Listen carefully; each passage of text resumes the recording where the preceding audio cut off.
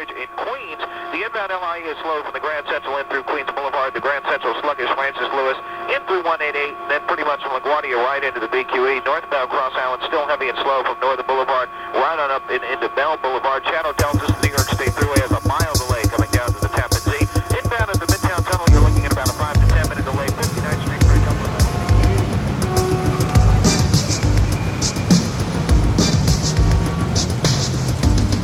Describe New York in one word. Describe New York. Well, if I were to describe New York, I'd say one word. Exciting! Outrageous. New York City.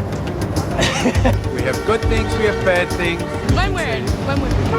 One word. One word. Fabulous. Tense. Confusion. New York is crazy. I'm telling you, it is crazy. I love it here. It's the best.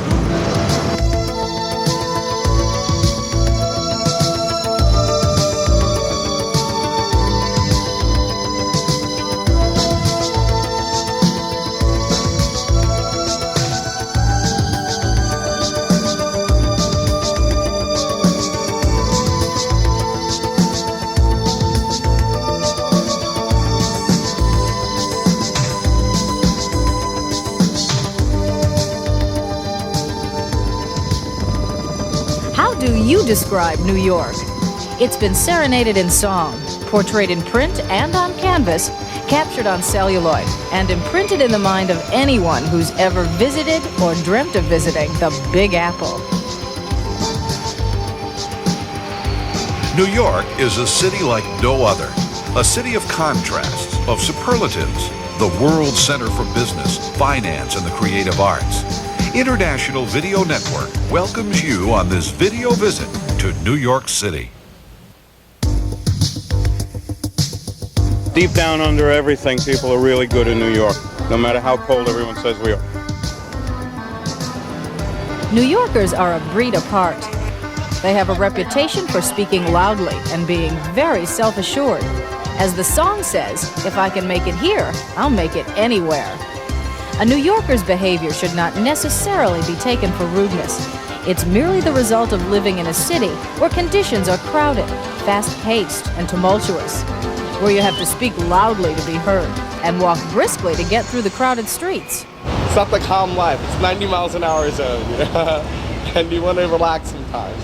It's not a relaxing place.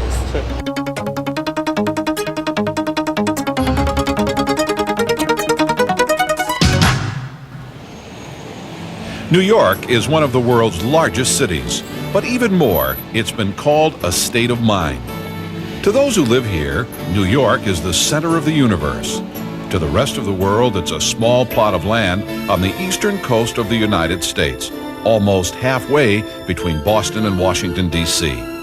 New York City is comprised of 5 boroughs, covering about 300 square miles with more than 7 million residents.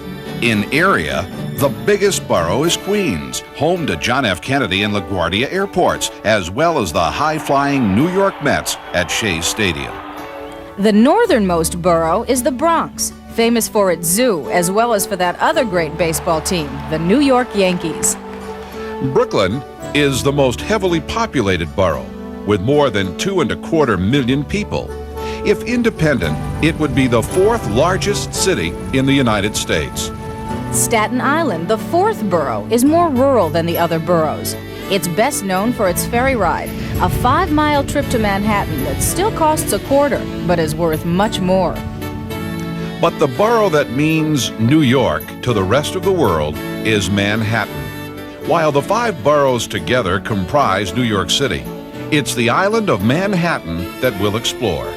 It's a small island, little more than 13 miles long and 2 miles wide at its widest point. But it holds a preeminent place in the world of art, finance, business, media, architecture, fashion, design, and culinary arts. What we now call New York City was inhabited by the Indians in 1609 when Henry Hudson, sailing for the Dutch East India Company, first navigated the river that now bears his name. The first Dutch settlers arrived in 1624 and established a settlement and trading post called New Amsterdam. In 1626, for the equivalent of $24 in goods, Peter Minuit bought Manhattan Island from the Indians in the name of the Dutch West India Company.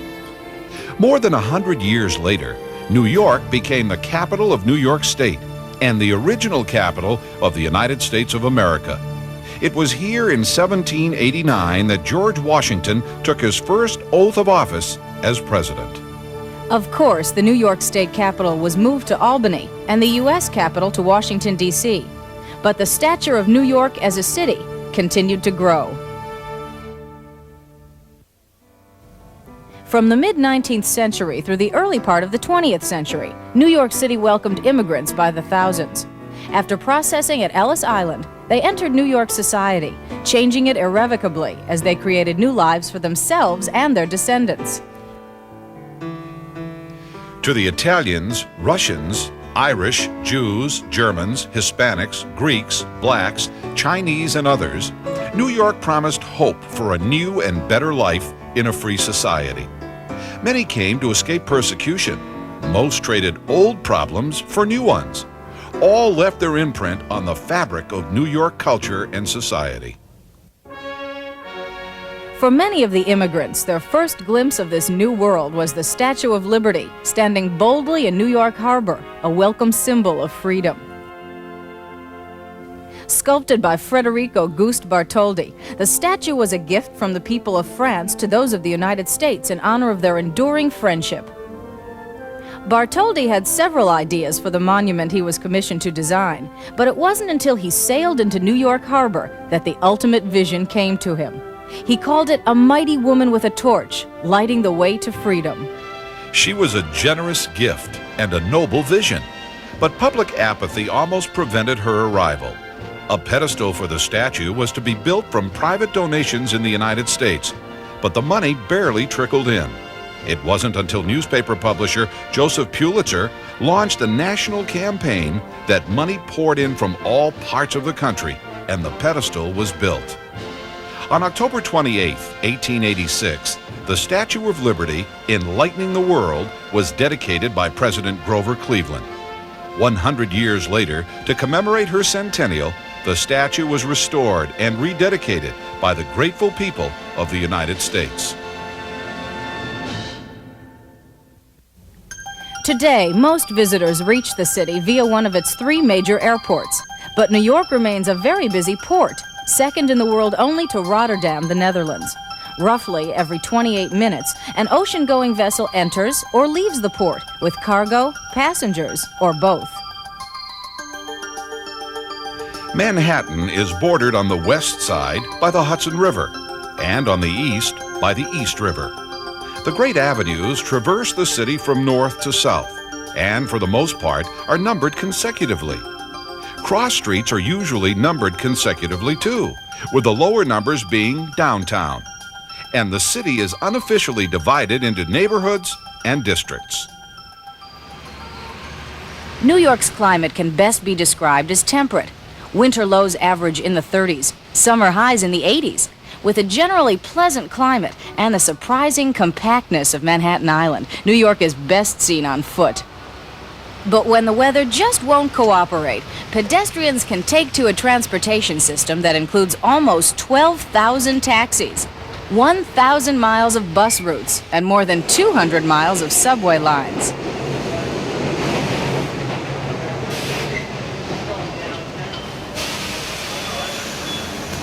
The traffic in New York is legendary, but what you might not realize is this congestion has been around as long as the automobile.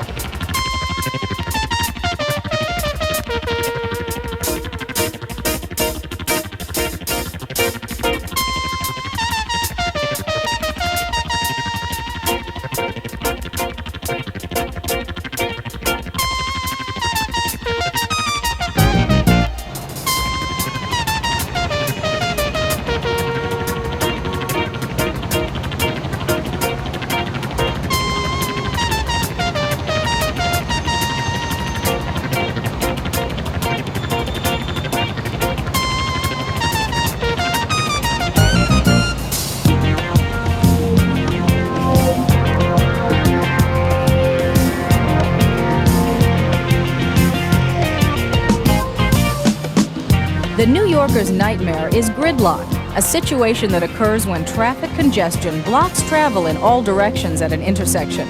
It's merely another fact of life to be reckoned with in this metropolis. About New York? I like freedom and wealthy. As a commercial and financial center, New York is second to none. American and foreign banks are highly visible on Park, Madison, and Fifth Avenues, and other large thoroughfares. But the street most associated with high finance is Wall Street. At one end of the street, dwarfed by the surrounding buildings, is Trinity Church, once the tallest building in New York. An Episcopal church dating back to 1697, its quiet cemetery is an island of serenity amid the hustle and bustle of the financial district.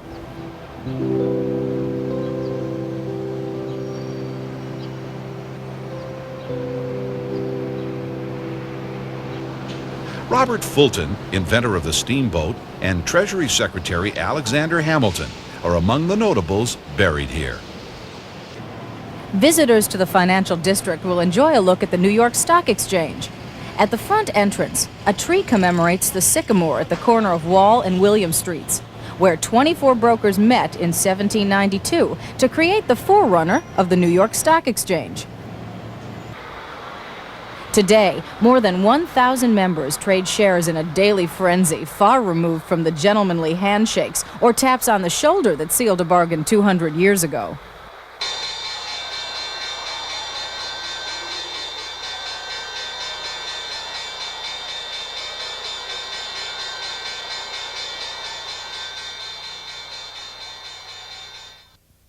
Farther uptown, the area between Broadway and 9th Avenue, south of 40th Street, is known as the Garment District.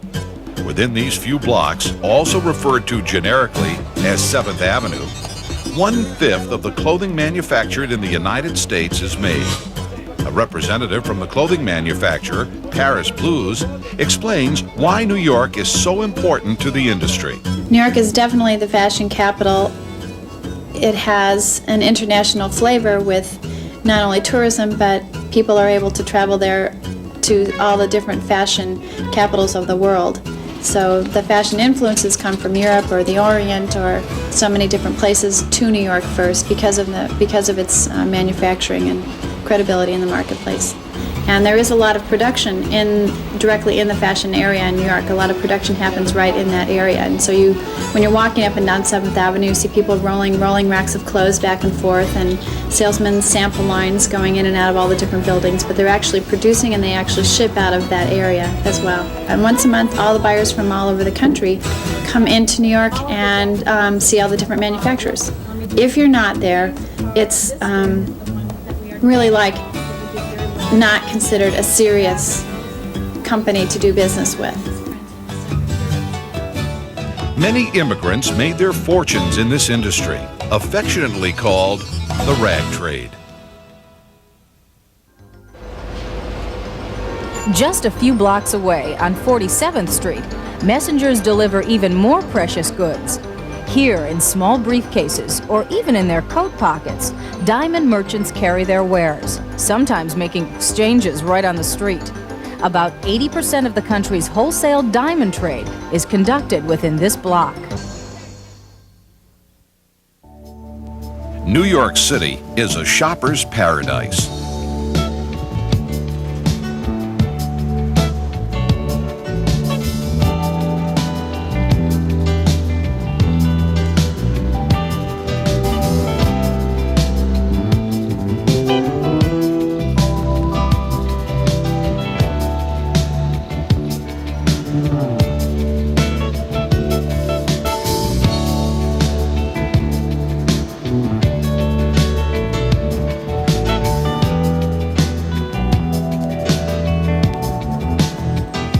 More than 30 department stores, including the famed Macy's, carry an assortment of items from all over the world.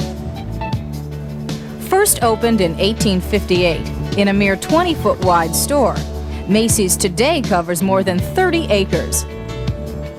Its large roof now encompasses a post office, a flower market, a pet shop, a butcher, baker, pharmacy, 3 beauty salons, 5 restaurants, and its own police force. Shoppers can roam from the cellar with its arcade of exotic foods to the upper floors with their boutiques complete with convenient cafes. What other store houses its own recording studio, rare coin collection, and exotic toyland? There are many department stores, but there's only one Macy's.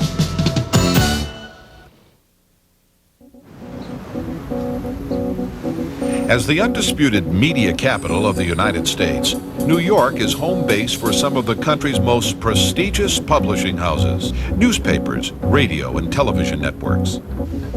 At the NBC studios in Rockefeller Center, visitors can tour the darkened sets of popular news programs. In any television production, there are basically 3 major areas: lights, sound, and picture. Before we get into it, They also learn about the complexities of television production through demonstration and a bit of participation.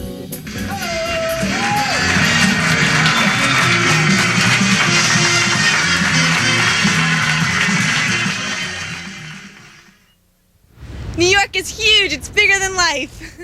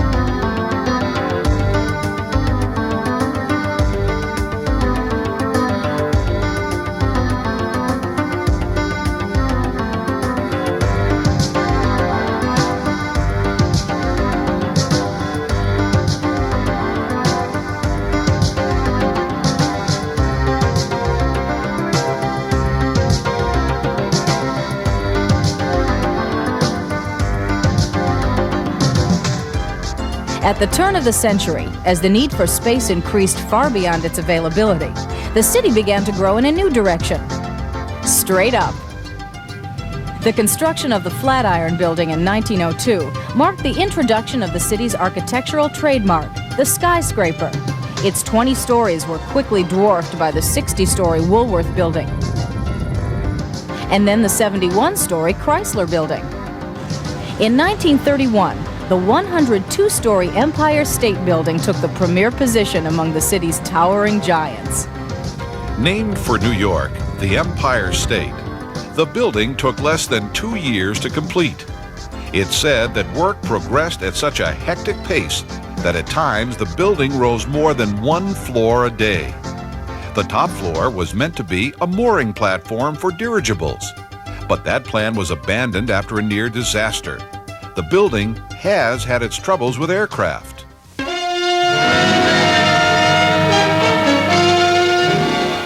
The Empire State Building, like all New York, was hidden by fog as a Mitchell bomber trying to reach Newark Airport crashed into the tallest structure in the world.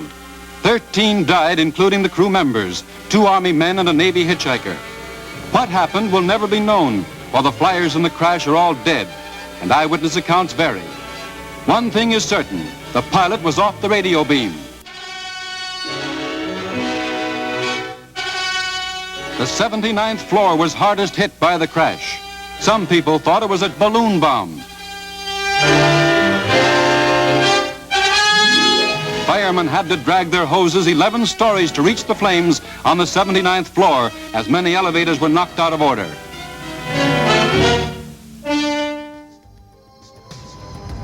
Although the Twin Towers of the World Trade Center reached 110 stories in 1972, the Empire State Building still holds a powerful position as a symbol of New York's greatness. The great hotels of New York are also landmarks, whose elegant walls hold revealing stories of their celebrated guests. The New York Penta, once the fabled Hotel Pennsylvania, has hosted every president of the United States since 1919. The hotel's public relations director recalls one illustrious visitor. Well, I remember a visit from President Johnson many years ago. He's very fond of cookies, and he would always ask for a particular kind of chocolate-dipped cookie that he enjoyed to be sent up to the apartment. And on this one occasion, he was going out to lunch to speak in the ballroom downstairs, and as he was leaving, he took a fistful of cookies and put them into his pocket. And from behind him, you could hear a voice saying, "Lyndon, you put those back." And it was Lady Bird Johnson reminding him that he was on a diet. What's it like for a hotel when a president visits? It's like any other guest, really. You want to make them as comfortable as possible and provide for their comforts and needs. The presidential suite at the New York Penta Hotel consists of 5 rooms, including 3 bedrooms, a very large living room, and a separate dining room. Just like any other guest. Being an island, Manhattan is linked to its neighboring communities through a number of tunnels and bridges, the latter being no less an architectural wonder than the city's most interesting buildings. The first bridge linking Manhattan to Brooklyn was the Brooklyn Bridge. Completed in 1883, the bridge was, for 20 years, the longest suspension bridge in the world. One of the few bridges to have a pedestrian walkway, the Brooklyn Bridge provides one of the most glorious walks in the city. The view of the bridge and the city at night is especially breathtaking.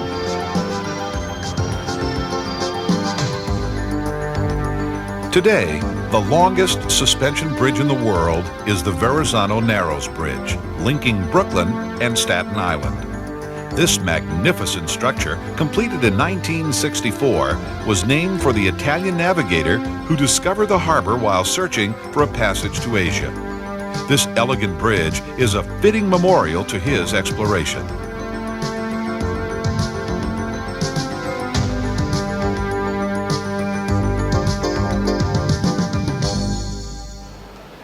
In the city, the buildings that house great art are often viewed as art themselves. The Guggenheim Museum, designed by Frank Lloyd Wright, remains one of the architect's most controversial works and is called by some the corkscrew or the mushroom. But the grande dame of New York's many museums is the Metropolitan Museum of Art, or simply the Met. Its extensive collections cover the broadest range of periods, styles, and artistic media.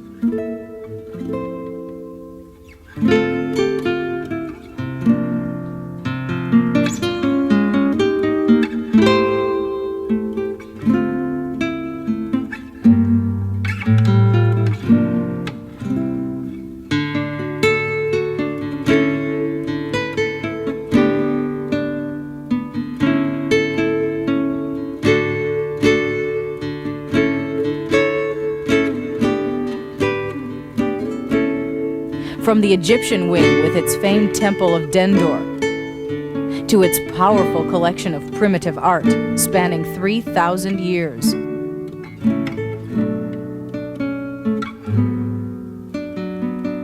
From the great classical masters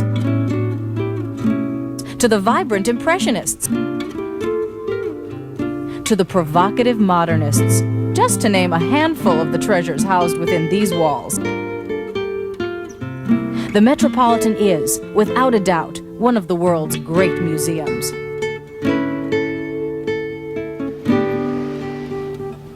Scores of other museums and galleries make New York the art center not only of this country, but of the world.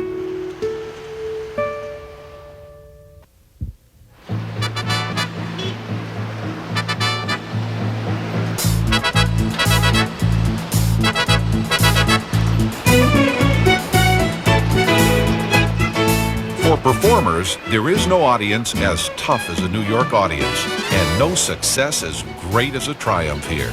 In fact, the now popular name, the Big Apple, was originally bestowed in the 20s and 30s by jazz musicians who coined the term as a way of saying they'd made it to the big time.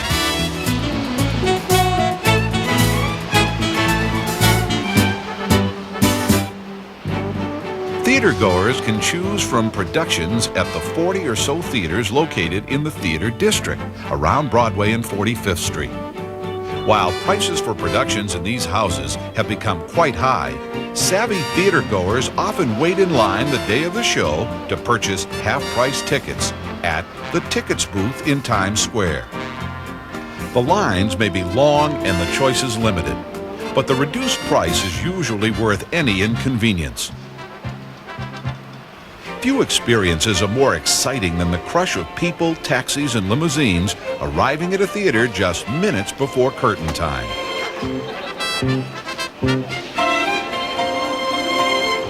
Less expensive are the productions at more than 350 off-Broadway and off-Broadway theaters. Scattered throughout the city, some productions, like The Fantastics, become as famous as their Broadway counterparts. Longer lived than any show, and another symbol of New York's theater society is Sardi's Restaurant, a traditional gathering place for actors, writers, and producers. Sardi's is most well known for its caricatures of famous performers spanning several decades. The president of the restaurant explains the tradition. There was a young Russian immigrant named Alex Gard who suggested that he do caricatures of the stars for meals at the time. And from what I understand, I was not that keen on it, but a few of the major stars on Broadway at that time, I believe Norma Shearer was one of the first, liked the idea. They were good customers, and he put them on the wall. Of course, with caricatures, you have a problem. You know, they tend to exaggerate the prominent features of actors, and actors, being a little on the vain side, didn't always object to them. We insist that all our characters be signed by the actor, and goes on, you know, before it goes on the wall. And we've had a few instances where we've had to ask them to be done again. I have more hair than that. My nose isn't that big. Broadway lore and legend permeate the restaurant. For example, have you ever wondered about the origin of the show business term turkey? And turkey was an expression that referred to a show that would be put up just before Thanksgiving and run through Christmas, because there were so many people in town viewing so many shows, and they would put up this anything between Thanksgiving and New Year's. It's still sort of that way, and people would go see it, and that's where the expression turkey came from. They would always appear around Thanksgiving, these particular shows, and sure enough, they would last right up into New Year's, and then they would disappear forever.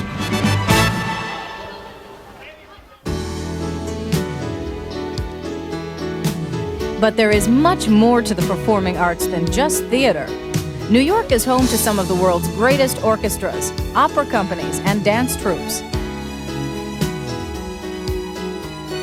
The famed Lincoln Center at the intersection of Broadway and Columbus Avenue is home to the New York Philharmonic, the New York City Ballet, the New York City Opera, and the Metropolitan Opera, not to mention distinguished touring companies from all over the world. What performer hasn't dreamt of playing Carnegie Hall?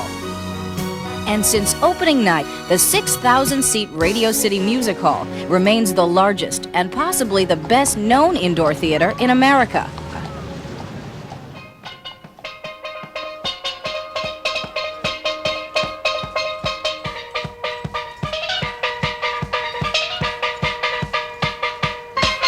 In truth, all of New York is a theater, every street corner a stage.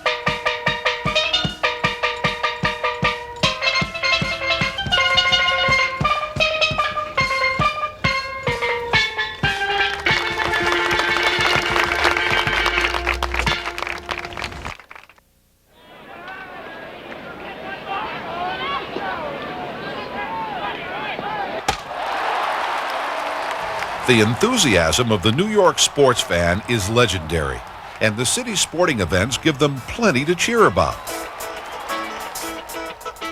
The New York metropolitan area is home to some of the country's biggest professional franchises. There is a sport for every season and every sensibility in the Big Apple.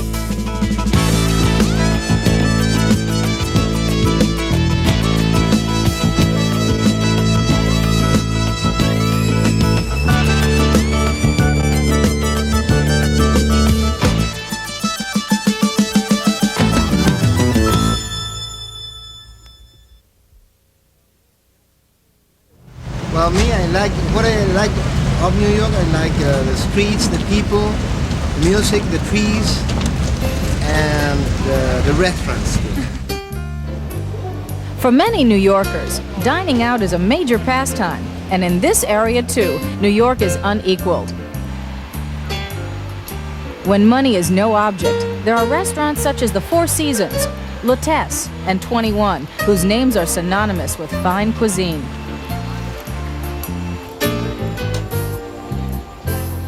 For a quick bite on a more economical budget, street vendors are always available to dispense hot dogs, knishes, pizza, and hot pretzels. The immigrants who populated New York are also feeding it, and the epicure will delight in the abundance of restaurants featuring cuisine from all corners of the world. According to the New York Restaurant Association, there are approximately 25,000 restaurants in the city.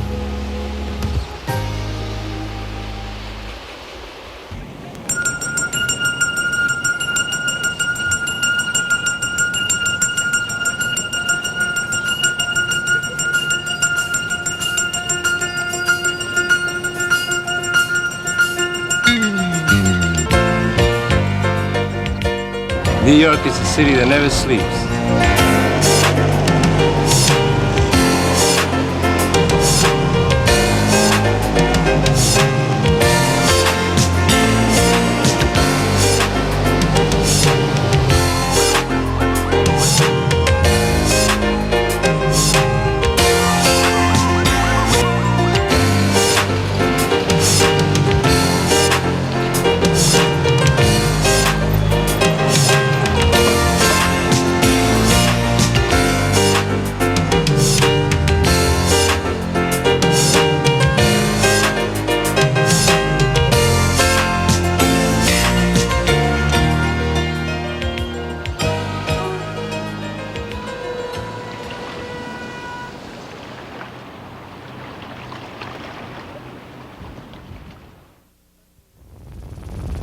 Central Park, 840 acres of parkland in the middle of the city, is a quiet haven in the midst of all the hustle and bustle. You can still ride in a horse-drawn carriage through the park and hear your driver describe what life was like here in more sedate times. There's a lot of history, each place in the park has its own, history to it. The original carousel was there, built back in 1871. It was pulled around by two blind mules that were underneath it, and unfortunately that burnt down. But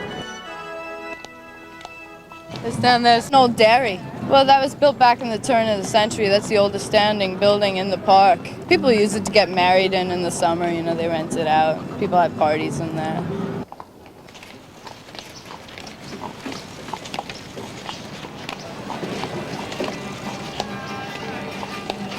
My most favorite part of the park is up at the Bethesda Fountain. It's the most beautiful part.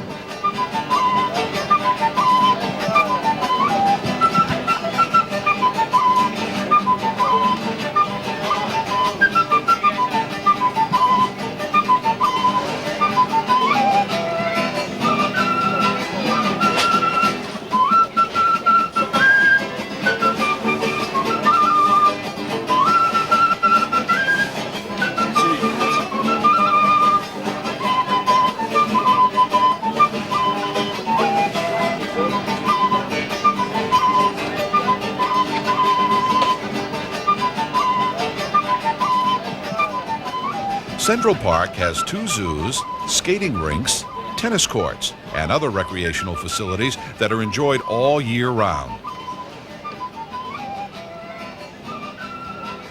In the summer, concerts and plays are also performed here.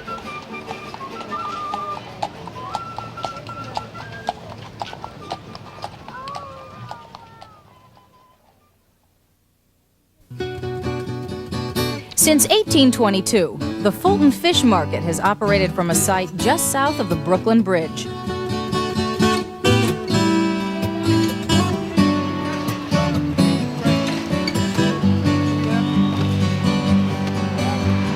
The city's premier fish market is still a hub of activity in the early hours of the morning.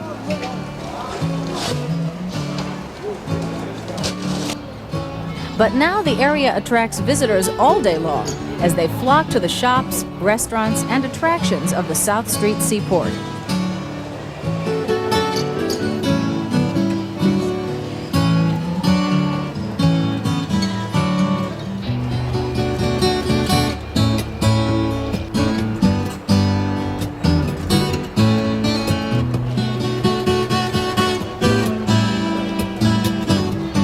The Seaport is a restoration project that includes a museum, an audiovisual presentation, and an exhibit of historic vessels.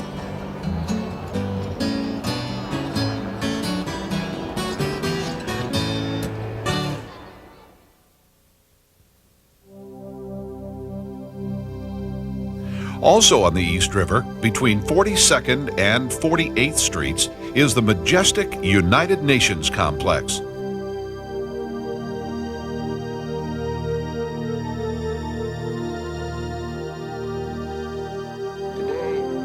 A guided tour is the best way to see all of the public rooms, and visitors are welcome to attend most official meetings. Of the situation posed by the buildup. Translators on the scene provide simultaneous translations of all speeches and discussion in the UN's 6 official languages. Words of my statement, Mr. President, must be one. For more than 40 years, world leaders have stood at the podium of the UN's General Assembly, broadcasting their viewpoints to the world.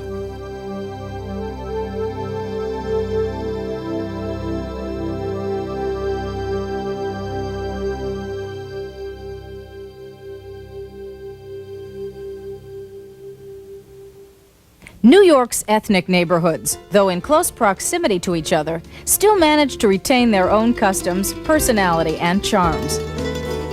This is a wonderful city. How do you like Mulberry Street?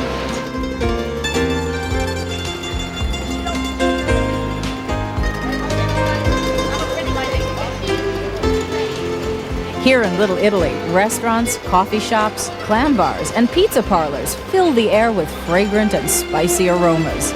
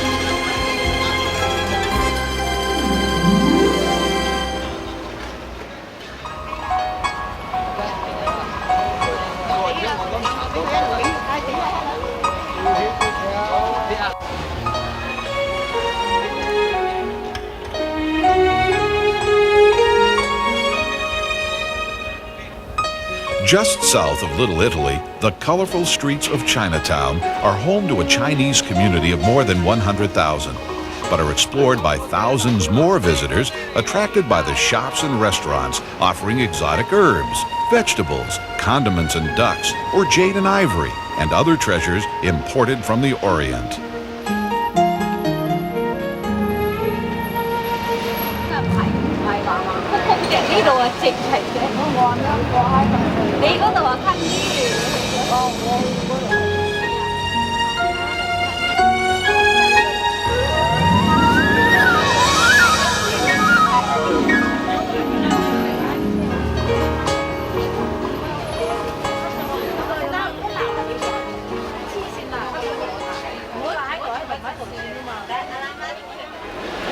Check it out, $5.99 on t-shirts, $2 for $10. The best While the rest of the city is closed up on Sunday, the Lower East Side comes alive. It's a big shopping day here, and bargains are to be found if you know how to negotiate. The stalls on Orchard and Grand Streets are filled with all sorts of items that are sold uptown in fancier stores for much more money. What do you get here that you can't buy in Bloomingdale's? Bargains. Bargains galore. Everything is cheaper than Bloomingdale's down here. We have all the new products in all of the old world flavor. If you know your product and you know what the retail price value is, you can get a bargain down here. Of course, you might have to fight a little bit for it, but that's the flavor of it. It's something that you really can't imagine. You have to experience. It's something like you could never imagine if you've never been in a big city like this before.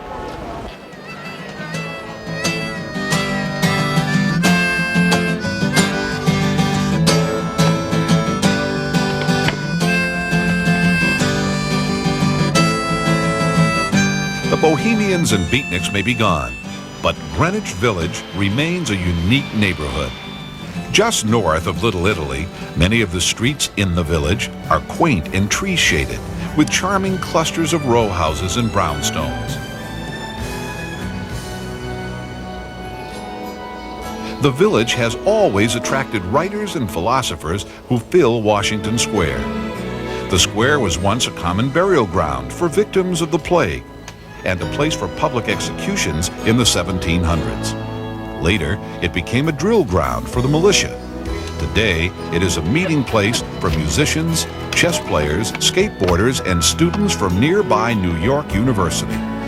Greenwich Village retains much charm and has many historical connections.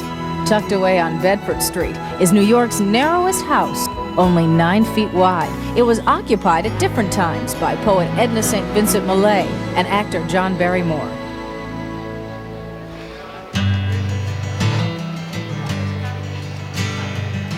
To many, Greenwich Village is synonymous with folk music. In the 50s and 60s, small dark coffee houses and music clubs filled each night with folk singers and their appreciative audiences. The village nurtured most of that generation's greatest talents. You name them.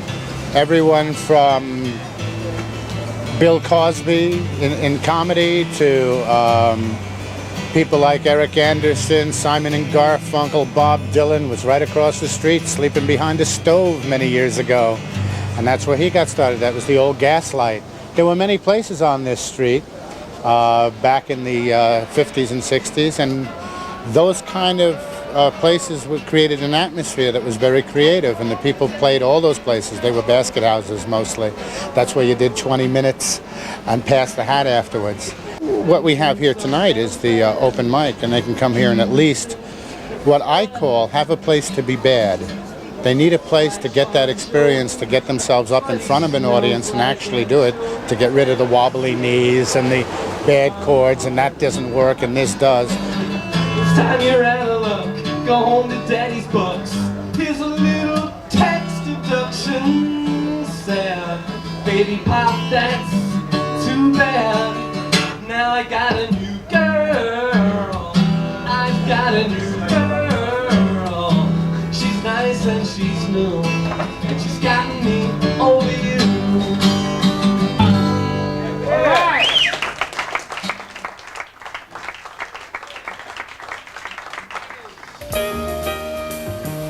Since the early 70s, artists and writers have been moving into the Soho district, so named because it's south of Houston Street.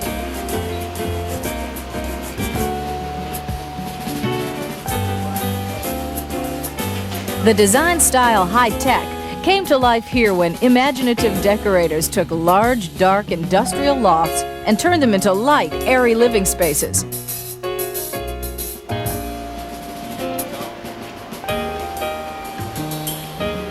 Today, the area is filled with galleries, boutiques, and of course, restaurants.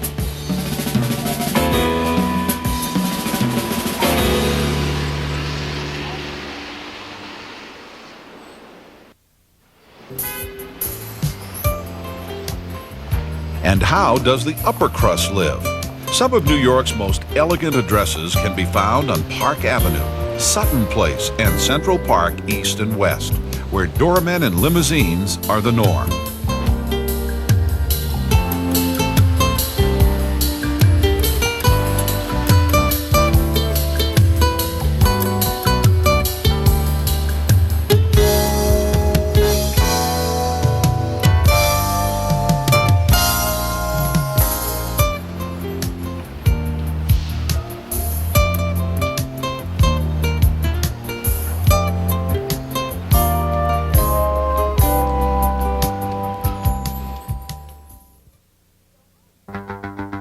So how do you describe New York? It's light and color, sun and shadow, Streets yellow with cabs, or thick with events. seasons of spectacle, and tributes to reason. It's surprisingly familiar, and sometimes surprising. Often fun, and occasionally frustrating. The city is majestic in scope, electrifying in detail. It's bears, and it's butterflies. Culture, Cuisine, confusion. and quiet. It's America's heritage. All cultures as one. It's illusion, Reality celebration, and love. movement, Aromas ambition. and history. New York City is a part of each of us. But most important, New York is a city of people intensely proud to be called New Yorkers. You allow yourself to be who you want to be in New York, and no one can change that. That's right. Because that's who you are. You are one of a kind here. Perfect. Everybody is different. And how does a New Yorker describe New York? In a nutshell, describe New York, it's home.